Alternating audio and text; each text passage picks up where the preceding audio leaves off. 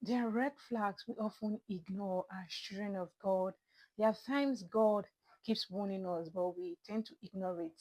In this video, I'll be talking about God's warning for us as His children. God's warning we often neglect. There are times God speaks to us, but we tend to brush it off. We do not listen.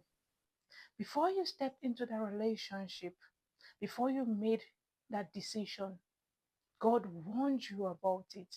God spoke. Probably it wasn't quiet, it wasn't loud, but there was an uneasiness you felt in your spirit. God was actually speaking to you that it wasn't right, but still you went ahead to do what you felt was right at that point. And when everything went out, guess who is back? You are back to God. You are begging God to heal you from your pains, from your burdens, from whatever thing that relationship must have cost you. While at the beginning, God already spoke to you, my child, do not step into the relationship, okay? But here is the truth: God does not just heal, God guides. Look at the men in the Bible. Look at King David, for example. Before David went to every battle, he asked the Lord, shall I go up? Will you deliver them?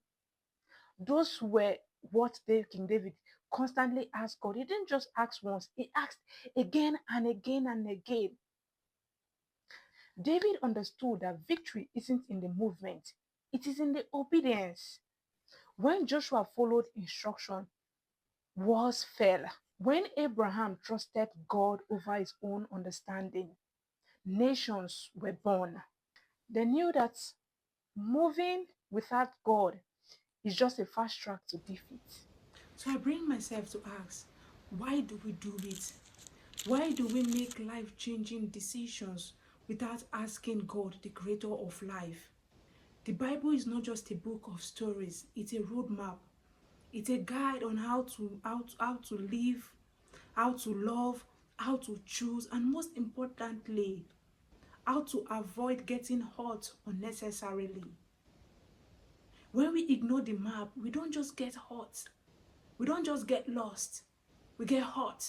But here is the good news. Even when you did not listen, God is still merciful because He's a restorer. He will heal those wounds and still give you another chance. Imagine a life when you don't have to keep recovering from all of these things you could have avoided. Imagine a life where you seek God first and move only when He speaks. One moment of obedience can save you years of heartbreak.